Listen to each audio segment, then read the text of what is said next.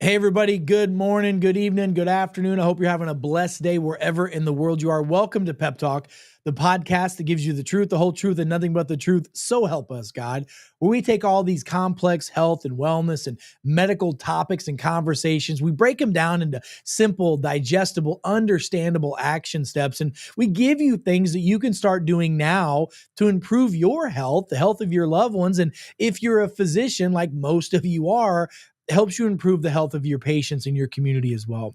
I'm your host, Dr. Eric Naputi, 20 plus year private practicing physician in the field of functional medicine and functional neurology, where we focused on helping people get to the root cause of their problems and giving simple, common sense solutions to common problems that are out there today. Today, we're going to have a conversation about cancer. Now, listen, I want you to understand something.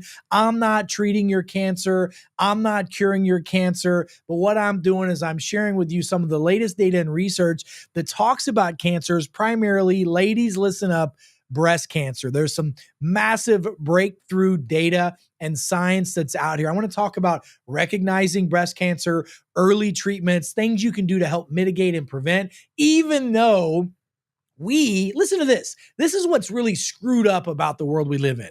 There are data points, scientific proven data of action steps that you can take to reduce your risk, aka mitigate or prevent breast cancer, but we legally can't tell people because of the laws and lobbyists that Big Pharma and the powers that be that have sold you out in Washington, D.C. They don't want you to know the truth. They want to keep you fat, sick, and nearly dead. They don't want you to know how to prevent the problems. They want you to take their poison, their drugs, and etc. so they can make money off your symptoms, sickness, and suffering. We ain't going to let that happen. So let's get into this.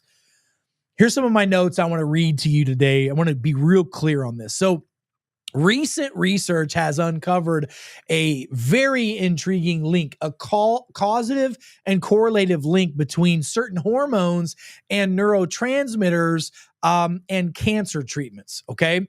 This connection involves four key players: estrogen, okay, which most people know that estrogen dominance, estrogen genetically can lead to female cancers, especially breast cancer. Number two, serotonin, which is a neurotransmitter that 90% of that is produced in the small intestine, in the gut bacteria. That neurotransmitter then travels up through the vagus nerve into the brain, and it's the happiness neurotransmitter.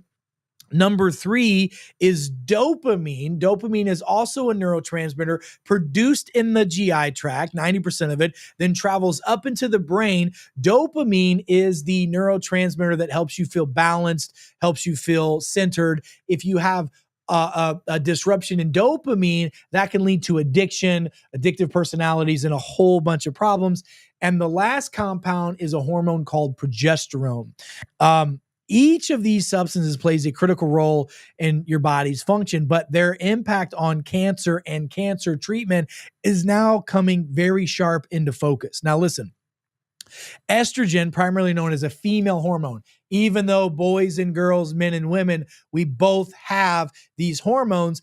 Women have more estrogen, men have more testosterone, women have more progesterone. I mean, this is just the way that it is, right? But estrogen deals a lot with the reproductive process, bone health, and cardiovascular and mental cognitive function. Okay.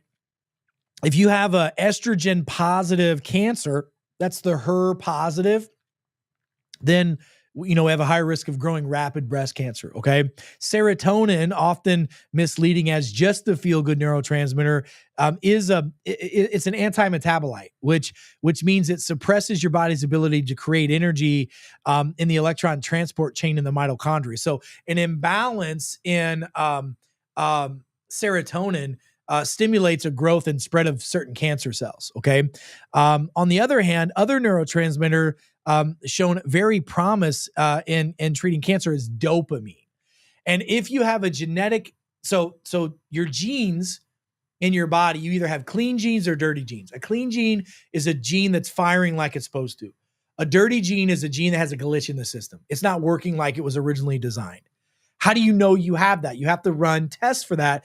And the best tests on the market are saliva spit tests. I use the BioLimitless DNA Discovery kit to find that out. It measures over 800,000 different SNPs in the body. Plus you get an app on your phone that shows you what lifestyle changes you should make. It's one of the most powerful medical device tools that are direct to consumer out there on the market. You can find this on the website.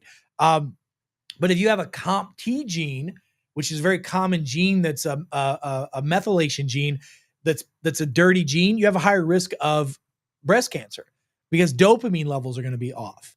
And if you have an MTHFR gene that's dirty, you're going to also have an increased risk of all-cause cancers, including breast cancers, because of the liver issues and et cetera.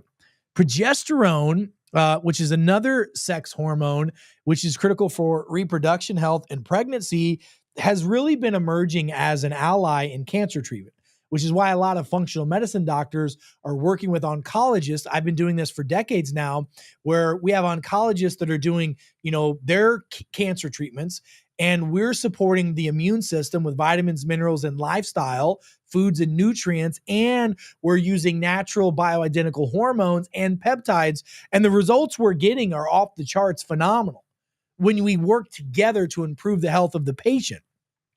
But because it's not only an anti-estrogen, progesterone is an anti-estrogen. So if estrogen is too high, you add progesterone or things like wild yam extract, which is a natural progesterone balancer in the body. It's good for men and women. That really can help on a cellular level improve the mitochondrial metabolism and block estrogen and block cortisol. And cortisol is a stress hormone that can turn your gut and your brain into Swiss cheese. And that is not good. Okay. So listen to this. Dopamine's cancer-fighting potential. This is a study published in Applied Science, examined how drugs that affect dopamine and serotonin receptors could and can improve effectiveness of standard chemotherapy treatment. All right. The research tested several repurposed drugs that act on the dopamine and serotonin pathways, looking at those drugs that could reduce breast cancer cell viability. They found several drugs that could do that. Then natural practicing physicians said, all right, well, if the drugs can do it, what if we can do this with natural products like bioidentical hormones or certain peptides that stimulate these hormones, or the changing your lifestyle to improve your genetic output of dopamine and balancing out serotonin. The study found that some of these medications were able to reduce breast cancer viability on their own without chemotherapy. So the studies have shown that if we can balance out serotonin, dopamine, and progesterone and estrogen, man, we can really, really do some major things. Dopamine, while dopamine shows promise for fighting cancer, the study results suggested that serotonin may play a more harmful role. Okay. Again, the jury's out on this. We're not 100% certain, but the data is showing that, look, if there are drugs that increase serotonin, which SSRI inhibitors and things like that, they're not the right way to do this. Okay. That actually demonstrates certain of those drugs demonstrate an anti-cancer effect. But again, there's just not enough evidence to show one way or the other. What they are showing is that if you have a balance of dopamine, a balance of serotonin, a balance and reduction of estrogen, and an improvement of the female hormone progesterone, we can actually really reduce and mitigate the risk of cancers and can be potentially used as a therapeutic as well. So dopamine by itself has direct tumor suppression activity. Dopamine by itself targets multiple pathways, which is similar but even different than conventional chemotherapy. It has effects on cancer stem cells, because if you just cut out the cancer, or if you just burn it with radiation or chemo, a lot of times cancer will come back in 2 to 3 to 5 years. Why? Because the cancer stem cells, which are the seeds that the cancer grew out of, was never completely dealt with, or the suppression of those genes that express that stem cell were not dealt with. And then dopamine also has a counteracting with serotonin's effect. So if serotonin goes too high, dopamine can help balance that out. Now, that being said, I want to give, some insights towards breast cancer, because that's what this study is primarily about, is breast cancer. So let me give you the top signs and symptoms of breast cancer. By the way, massively more common in women than men, but we've seen a rise in breast cancer in men over the past 10 to 15 years as well. It's because of the estrogen dominance in our society. We are eating too many soy-based products. We're getting too many phytoestrogens in our system, like plastics and PBAs and et cetera. It really is a mess. And a lot of the hormone replacement therapies that people take, such as birth control and other medications, are getting into our water and food supply, and it's causing an estrogen dominance in women and in men. It's one of the reasons why girls are getting breast tissues and female figures earlier in life. I mean, kids didn't used to start getting, female characteristics until their early teen years. Now, it's not uncommon for a child, especially a female, to go through puberty at 7, 8, or 9 years old. It's crazy. So number one symptom is lumps or masses in the breast. By the way, I encourage women every week, you should do a self and men's self, breast examination. Abnormal bumps, lumps could be considered cancerous. So if you find something, keep an eye on it. By the way, listen to this, when you're palpating tissue, if it's non-tender, non-mobile, if you move it around and it moves, and if it hurts, it's probably a lymph node. If it's non-tender, non-mobile, that's something you should keep an eye out on, all right? Number two is changes in breast size or shape. Unexplained changes in size or shape of breast could be a sign of potential pathogens or cancer. Number three is changes in the skin color of a breast, redness, dimpling, puckering of the skin. Those are all indications that we have problems. There could be an elevated level of cancer risk there as well. Number four, any type of discharge from the nipple, particularly bloody or clear discharge, should be examined by a healthcare provider. Number five is if you have an inverted or retracted nipple, especially on one side versus the other, that is a change in position or sign of potential breast cancer. If you have pain or tenderness in the breast or nipple, you always want to pay attention. But like I said, non-tender, non-mobile is really what you want to, is the alarm more than anything.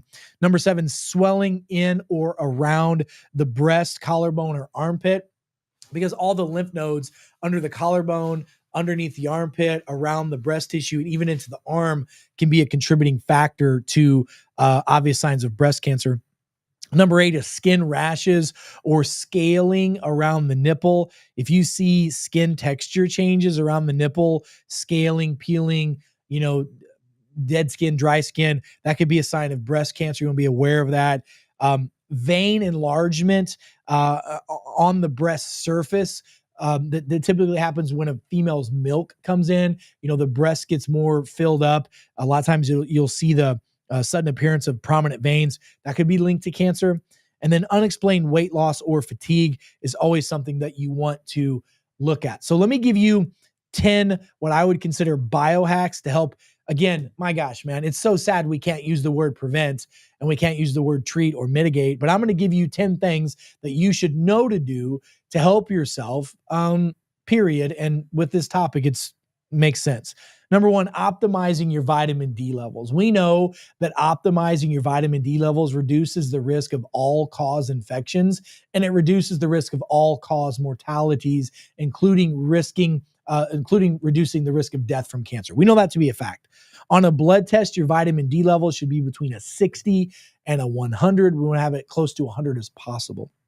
Number two, incorporating antioxidant-rich foods such as berries, leafy green vegetables, cruciferous vegetables like broccoli, cauliflower, and kale can reduce oxidative stress, which have been linked to cancer. Number three, maintaining a healthy weight. We know that our toxins are stored in our fat tissues. We know that when we have increased fat cells in the body, size of them, when we're overweight or obese, we have a higher risk of estrogen dominance. Estrogen leads to increased cancers, especially breast cancer. Number four, limit alcohol consumption. Alcohol consumption is associated with increased risk of breast cancer. Limiting or avoiding alcohol helps take pressure off the liver. The liver is the organ. You keep that thing clean, it reduces the risk of cancers in the body. Number five, including omega-3 fatty acids in your diet. I recommend having natural organic omega-3 supplement, either 3 to 6 grams a day of omega-3 fish oils.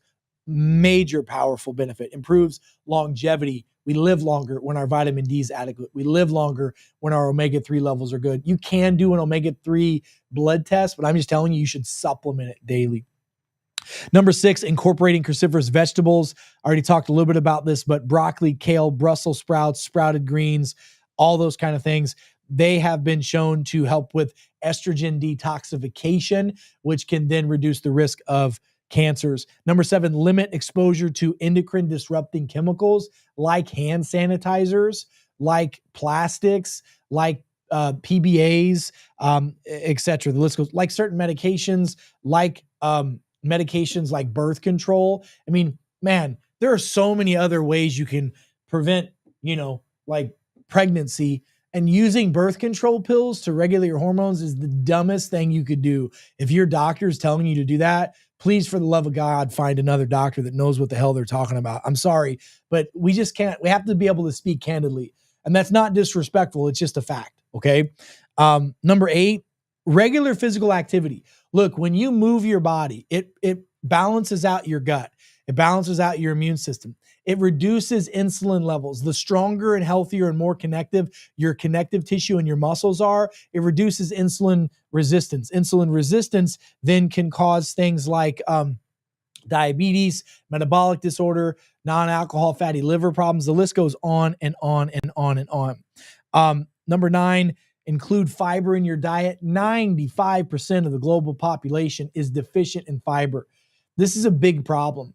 This leads to leaky gut syndrome. This leads to congestion in the intestines. It's a big issue. If the gut's bad, just like Hippocrates said, the father of medicine, all of the diseases are going to come from that. And then number 10, consider regular screening and genetic testing. I would highly encourage all of you to get a genetic profile, not just to look at the BRCA40 genes and the other genes that are out there that can be a predisposition from an epigenetic standpoint, but do a methylation genetic profile. Look at your body's ability to detoxify. Look at your receptors to absorb certain vitamins, minerals, and nutrients. Look at your COMT gene. Look at your MTHFR, the rest of the methylation, the VDR genes. The list goes on and on. I am a huge proponent of the BioLimos DNA Discovery Wellness Kit. This is a game changer. It's really helped take a lot of the guesswork out of what we do with our patients. But look, folks, go back, listen to this, share this with your friends and family members.